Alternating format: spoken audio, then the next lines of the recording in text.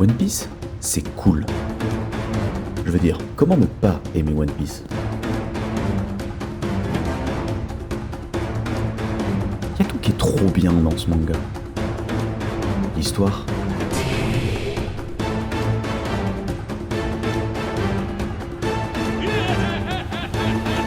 les combats,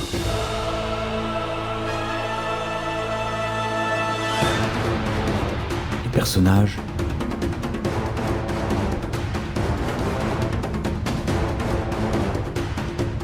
les décors.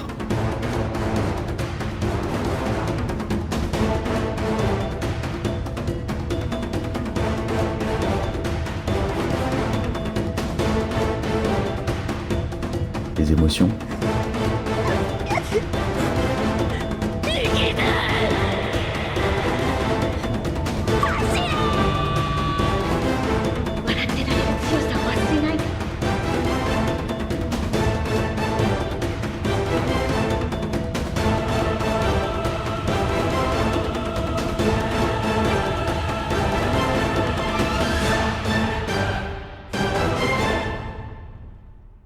Et le problème, il est là.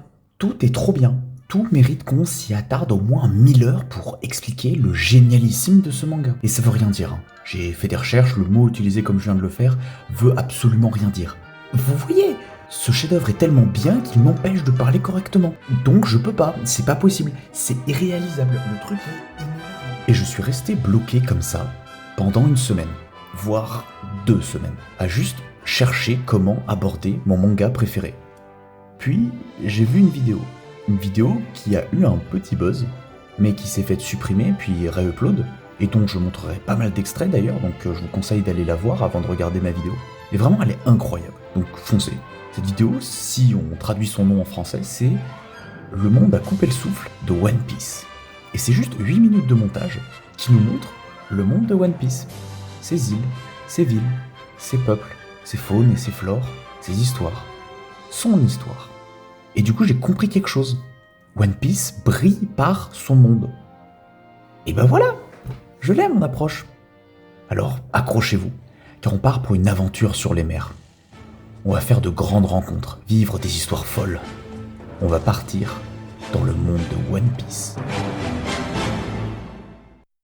Bon, avant de commencer, je me permets de contextualiser tout ça. Car des gens connaissent pas, ou en tout cas peu, One Piece. Je sais, je suis le premier choqué, mais j'essaie de penser à tout le monde, donc je vais tenter, en plus de ça, de leur donner envie d'aller lire ou voir One Piece. Et j'avoue que j'ai toujours eu du mal de présenter One Piece, d'essayer de donner envie à des potes qui connaissent pas d'aller voir. Comment on présente l'univers, comment on essaie de parler de l'histoire et des enjeux. Puis je me suis rappelé que l'anime le faisait super bien tout seul. Fortune, gloire et pouvoir. Cet homme avait conquis toutes les richesses du monde. Son nom, Gold Roger, roi des pirates. Ces dernières paroles invitèrent les hommes du monde entier à prendre la mer. Mon trésor, je vous le laisse si vous voulez. Trouvez-le. J'ai laissé toutes les richesses du monde. Tous prirent la route de Grand Line afin de trouver ce fameux trésor. Le monde entier connut une grande vague de piraterie. Et l'histoire se concentre sur Monkey D. Luffy, un gamin pas si costaud, pas si grand, un peu bête, voire même complètement débile, qui porte un chapeau de paille, qu'il protège et chérit plus que tout. Ah, et il est élastique aussi, car il a mangé un fruit. Car oui, c'est un monde de pirates avec des fruits qui donnent des pouvoirs, les fruits du démon. T'en manges un et paf, t'as un super pouvoir. Mais en contrepartie, tu peux plus nager. Et si t'essaies d'en manger un deuxième, tu meurs. Enfin, en théorie. Et ce Luffy a pour rêve de devenir le prochain roi des pirates en trouvant le trésor de Gold Roger, le One Piece. Donc il va se former un équipage haut en couleur, rempli de personnages tous plus atypiques les uns que les autres, en tout cas à leur manière, et tout ce beau monde va vivre des aventures. Plein d'aventures. Entre des petites bagarres de pirates comme ça, au sauvetage de pays d'une dictature en passant par l'exploration d'îles mystérieuses dans le ciel, sans oublier de défier le gouvernement mondial et la marine pour protéger ceux qui l'aiment. Ouais, il lui arrive vraiment pas mal de trucs à ce Luffy en vrai. Bon, maintenant que tout le monde est briefé, je me permets juste un petit détour, promis c'est important, pour moi, C'est juste que j'ai besoin de faire une sorte de réponse aux critiques nulles faites à One Piece. Évidemment que le manga n'est pas parfait, on peut pas créer une œuvre parfaite, mais entre les combats sont tous pareils, il y a des membres de l'équipage qui servent à rien, Sanji c'est juste un incel dégueu, hors histoire One Piece c'est nul. Bref, je vais juste donner tort à tout ça en parlant rapidement de mon arc préféré, et un des préférés des fans, Enies Lobby. Chaque membre de l'équipage a son utilité. Usopp est courageux, Franky a un combat stylé de fou, Chopper est à son prime, on a tous voulu reproduire cette pose, Lucci est un méchant de fou. Ce plan est un jeu d'échelle de fou qui demande une vraie maîtrise du médium du manga et de la mise en scène. Et enfin, Sanji a un code d'honneur l'empêchant de faire du mal aux femmes, montrant un rapport bien plus complexe à la jante féminine. C'est bon, on peut commencer. Pourquoi toujours commencer par les personnages ? Parce que c'est au travers d'eux qu'on raconte une histoire. Et Eiichiro Oda, l'auteur de One Piece, le sait très bien. On fait souvent la blague du nombre stupide de personnages de ce récit, mais c'est moins admis la formidable qualité d'écriture de ces personnages. Et je pourrais le faire par une vidéo dans un style storytelling classique, avec un fil rouge, des émotions et tout. Mais je suis pas là pour présenter une œuvre qui a fait de son auteur le 7e auteur le plus vendu de l'histoire, je suis là pour prouver. Donc on va y aller avec des exemples, mais je suis sympa, donc je vais le faire en suivant une espèce de chronologie du manga. Donc, au plus on va avancer, au plus il y aura du spoil. Vous êtes prévenus. Dès le début du manga, on a quand même un arc narratif qui a posé les bases de la qualité de One Piece en seulement 27 petits chapitres. Arlong Park. Pourquoi ? Déjà par sa structure, l'équipage au chapeau de paille est séparé lors de leur arrivée sur l'île, ce qui rend difficile leur travail en équipe, déjà qu'ils en sont une depuis peu, mais surtout par son antagoniste, Arlong. Un homme poisson, manipulateur, un meneur charismatique qui tient à ses hommes, mine de rien, puissant, rempli d'une profonde haine pour les humains, et surtout possédant un lien tout particulier avec Nami, la navigatrice des héros. Quel lien ? Oh, juste qu'elle fait partie de son équipage et pas de celui de Luffy. Pourquoi ? Car plein de choses. Toute petite, Nami a été adoptée par Belle-Mère, une ancienne soldate de la marine, qui se range pour protéger ses 2 filles adoptives, Nami et Nojiko, qui a 4 ou 5 ans de plus qu'elle. Tout va pour le mieux. Nami apprend la cartographie et s'en passionne, la navigation aussi, et doit porter les vêtements trop petits de sa grande sœur. Mais un jour, des pirates, menés par Arlong, débarquent dans leur village, avec une demande simple. Tous les habitants sont maintenant leur propriété, et doivent payer un tribut pour vivre. 50 000 berries, la monnaie de cet univers, pour les enfants, et le double, 100 000 pour les adultes. Belle-Mère n'a que 100 000 dans ses petites économies. Alors on propose d'emmener les gamines loin de tout ça, et Arlong n'y verra absolument rien. Elles ne reverront plus leur mère, mais c'est pas grave, c'est peu payé pour vivre. Et puis, c'était pas vraiment leur mère, donc non. Belle-Mère refuse. Ces 100 000 berries sont pour ses filles, et pas pour elle. C'est hors de question de nier leur rien. Ce sont ses filles, et elle les aime.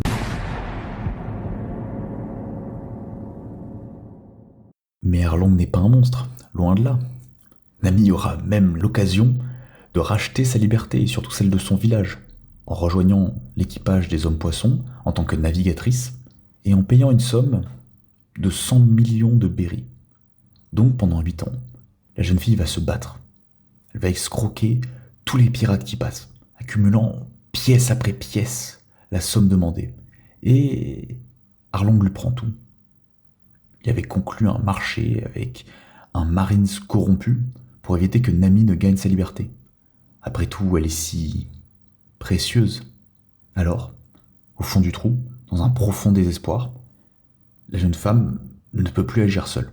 Et pour la toute première fois de sa vie, elle va demander de l'aide. Comment ça s'est fini avec Arlong ?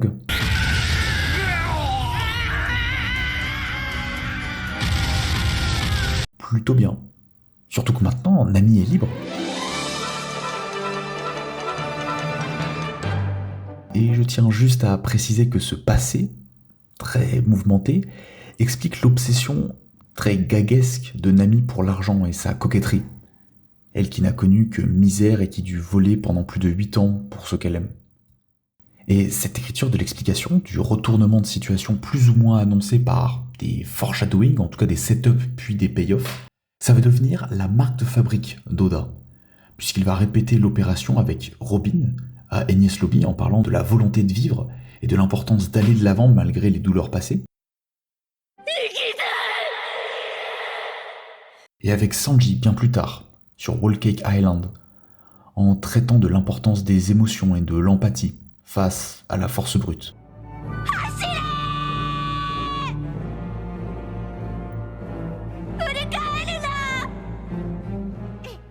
Qu'est-ce que j'aime ces deux scènes, putain. Et moi, ce que je préfère, c'est la façon dont Oda jongle entre le ridicule et le dramatique. Prenez lui par exemple. Il s'appelle Senior Pink. C'est un homme de main de Doflamingo, un des antagonistes les plus importants de One Piece. Et il s'habille comme un bébé, ok, et il a mangé un fruit du démon absolument formidable qui lui permet de nager dans n'importe quelle structure. Super, le mec il fait de la brasse dans le sol, bah c'est génial. Et pour couronner le tout, il combat Franky. Un des, si ce n'est le personnage le plus absurde de tout l'équipage des chapeaux de paille. Ouais, bah c'est une blonde blague quoi.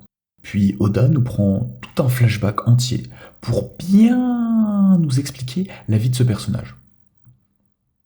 Un mafieux, un assassin sans la moindre émotion, faisant les pires choses possibles, qui rencontre une femme au plus beau sourire, le plus beau sourire qu'il ait jamais vu de toute sa vie. Ils se marient et tentent de vivre heureux. Ils ont même un enfant ensemble. Donc tout va pour le mieux. Bien que Senior Pink refuse d'avouer ses activités criminelles à sa femme par peur de sa réaction. Ce qui est logique, même si, bon. Mais un jour, le bébé meurt d'une maladie, alors que son père était parti faire le crime comme chaque jour. Donc à son retour, sa femme comprend tout. Il n'est qu'un menteur. Alors elle fuit leur maison. En pleine tempête. Un pas maladroit, un glissement de terrain, et c'est fini. La jeune femme se retrouve dans un état léthargique, le visage froid. Mais malgré tout, Pink vient lui rendre visite tous les jours à l'hôpital, constatant avec détresse que son sourire ne reviendra pas. Mais un jour, en passant devant une boutique d'habits et de soins pour bébé, il a une idée stupide.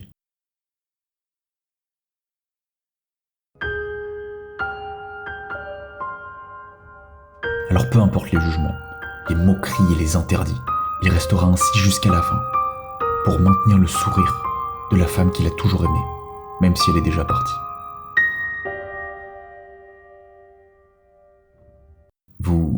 Vous avez remarqué ? Je suis pas sûr si c'est évident, donc je demande. Vous avez pu remarquer ou pas ce qui s'est passé ? Ce qui se passe là maintenant ? L'univers qui nous est dépeint, et surtout comment il a été fait ? Les fruits du démon, les hommes poissons et le racisme sous-jacent, la pègre, la piraterie, le chapeau de paille, la volonté du dit, le siècle oublié. Attends, quoi ?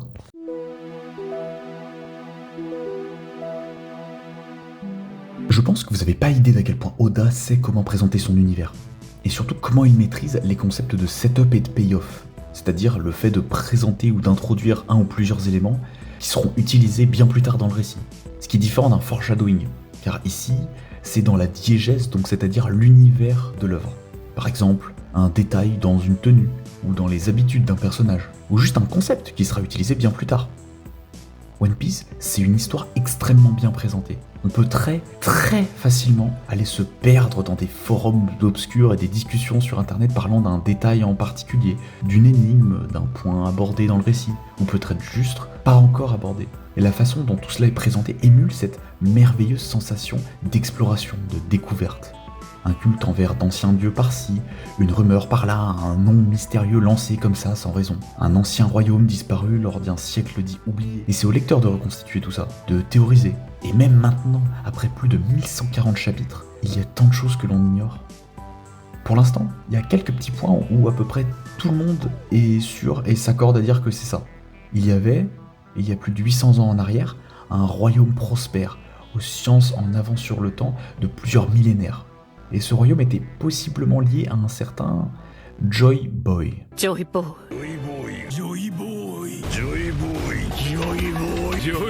C'est le nom qui fait trembler tout fan de One Piece. Il s'agirait du premier pirate de l'histoire. Certains disent qu'il vient d'Elbaf, la terre des géants, mais personne n'en est vraiment sûr. Il était proche de Zunesha, un éléphant gigantesque qui arpente les mers encore de nos jours. Et il lui aurait donné une sorte d'ordre, mais on n'en a aucune idée. Ah, et il était pote avec un robot géant. Il s'appelle Emmet, le robot. En tout cas, il est lié de près ou de loin à la figure de Nika, le dieu du soleil, et se serait battu avec une coalition de plusieurs royaumes qui ont réussi à le vaincre, ou du moins à prendre le pouvoir sur le monde. Enfin, peut-être. Mais tout ce jeu d'enquête a pris une toute autre tournure le 2 février 2025, lors de la sortie du chapitre 1138 de One Piece. Ce chapitre, il s'appelle le Halley, et nous présente, en double page finale, une fresque très ancienne, gravée sur l'arbre millénaire d'Adam, au centre d'Elbaf. Qu'est-ce qu'il y a sur cette fresque ? Tout.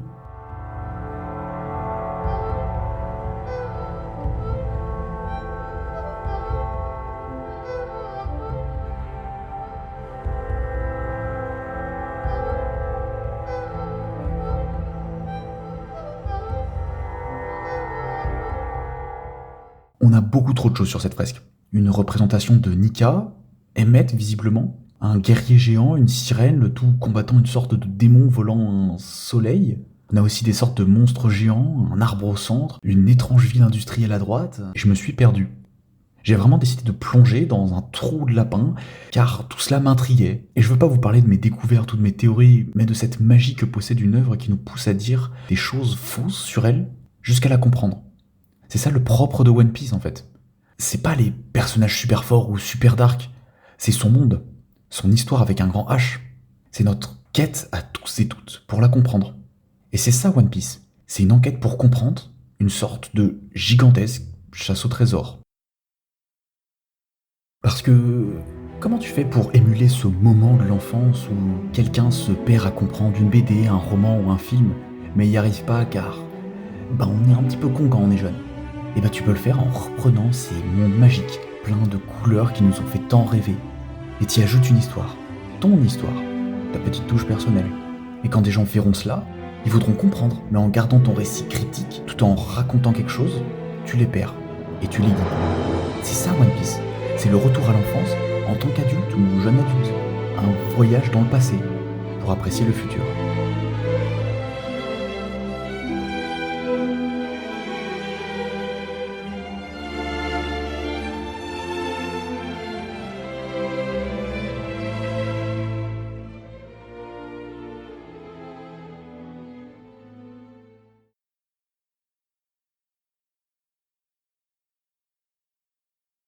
Avant d'arriver à la conclusion, je me devais te parler d'une dernière chose, d'un point récent du manga qui m'a marqué, et qui en a marqué pas mal d'autres je pense.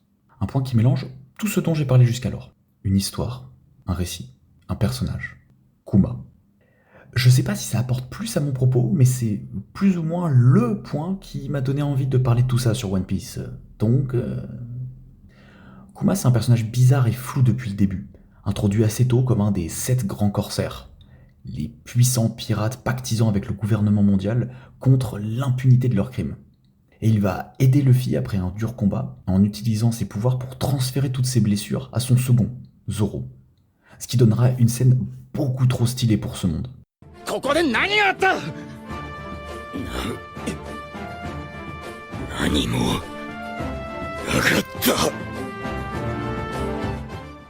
Puis, peu après, il revient et attaque nos héros, sans raison, 1 à 1. On apprendra que plus tard qu'il avait fait ça pour les sauver, en leur faisant passer pour morts, tout en les téléportant sur des îles séparées afin qu'ils s'entraînent pour survivre sur la seconde partie de Grand Line, appelée le Nouveau Monde. Et pendant 2 ans, il va protéger leur bateau contre quiconque osant l'approcher. Ce sera la dernière chose qu'il fera avant de se faire lobotomiser et totalement transformer en cyborg dépourvu de conscience. Tout ça ne va pas plaire à la marine qui en fera un esclave des dragons célestes, les oligarques de ce monde. Ce n'est que bien plus tard que nous aurons droit à sa vie, que nous pourrons comprendre. Né dans une modeste famille, Kuma et ses parents sont rapidement faits esclaves en raison de l'origine de son père. Un boucanier, une race presque disparue vénérant un dieu libérateur, Nika. Sa mère mourut de l'effort. Son père fut exécuté sous ses yeux car elle faisait trop de bruit en tentant de rassurer son fils. Seul, le garçon est envoyé sur God Valley, une île qui va bientôt être le terrain d'une scène sordide, un jeu de massacre organisé par les dragons célestes, avec des récompenses pour ceux qui tueront le plus d'esclaves et autochtones de l'île. Miraculeusement, Kuma va réussir à s'en sortir à l'aide d'une des récompenses de ce jeu, un fruit du démon qui va lui permettre de sauver des centaines de personnes, lui y compris, et une petite fille, Ginny. Les 2 jeunes vivent paisiblement, ensemble, jusqu'au jour où ils rencontrent un certain Monkey D. Dragon, qui se montre convaincant quant à son projet d'armée révolutionnaire, que les deux rejoignent. Mais Ginny est rapidement capturée par le gouvernement mondial, mariée de force à un dragon céleste qu'il a trouvé à son goût. Kuma est impuissant, et il ne peut rien faire pendant des années, jusqu'à que Ginny soit relâchée, car atteinte d'une maladie rare, incurable et mortelle. Et surtout, elle porte un bébé. À peine Kuma a-t-il le temps de la retrouver qu'elle meurt dans ses bras. Il promet alors d'élever l'enfant comme si c'était le sien. Et il va y arriver. Pendant plusieurs années, entre élever cette fille, faire la révolution et renverser le tyran de son royaume natal, il y arrive bien, il est fort. Hein. Mais Bonnie, la petite fille, est atteinte de la même maladie que sa mère. Et n'atteindra même pas 10 ans, selon les médecins. Alors Kuma part, sillonnant les mers à la recherche d'une solution, se faisant un nom dans la piraterie, un peu malgré lui. Et il va trouver une solution, un certain Vegapunk, bossant pour le gouvernement mondial, plus ou moins à contre-cœur. Et le petit problème, c'est que plusieurs hauts membres du gouvernement s'y opposent, à moins que Kuma devienne un des grands corsaires, puisqu'une place est vacante depuis quelques années apparemment. Également, il doit devenir un cyborg. Et le plus important, à l'instant où ses parties électroniques seront pleinement implantées dans son corps, sa personnalité sera effacée, donc au moment même où sa fille sera guérie. Il ne la verra jamais soignée. Et il accepte. Car elle sera guérie, c'est plus important, mais qu'est-ce qui pourrait compter plus ?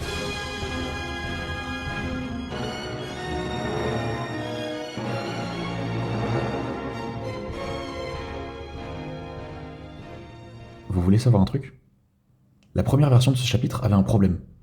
Oda était pas trop en forme à ce moment-là, et il a pas pu ancrer certains dessins, dont celui-ci. Et j'ai laissé passer. Pour moi, c'était pas un problème. Je me suis dit que c'était normal, que c'était voulu, que ça montrait bien à quel point ce père était prêt à tout pour sa fille, y compris à se détruire lui-même. Et j'en ai versé une petite larme. Qu'est-ce qui se passe après ? Oh, j'ai pas besoin de vous le dire. Vous le savez très bien.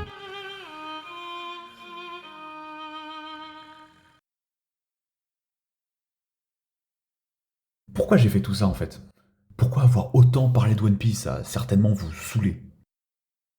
Simplement pour vous montrer tout ce que ce manga peut raconter, tout ce qu'il exprime. Un manga raconte quelque chose. Et c'est particulièrement le cas pour One Piece.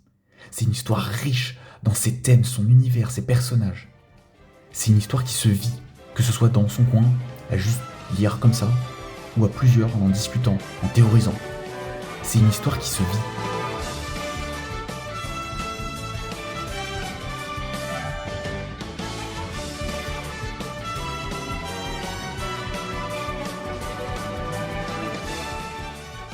Comment ça va se finir tout ça ? J'en sais rien. Sûrement par la découverte du One Piece, en toute logique. Comment ça va être ? En vrai, on le sait un petit peu. Parce qu'on a une petite scène qui nous montre lorsque Roger a trouvé le One Piece. Mais on n'a pas trop d'indices, on voit juste sa réaction et celle de son équipage. Après tout, ce n'est pas notre histoire. Est-ce que je suis impatient que ça arrive ? À la fois non, car ce sera la fin d'une très belle aventure, et ce sera triste. Et en même temps, oui. Car moi aussi j'aimerais bien rire aux éclats avec le roi des pirates.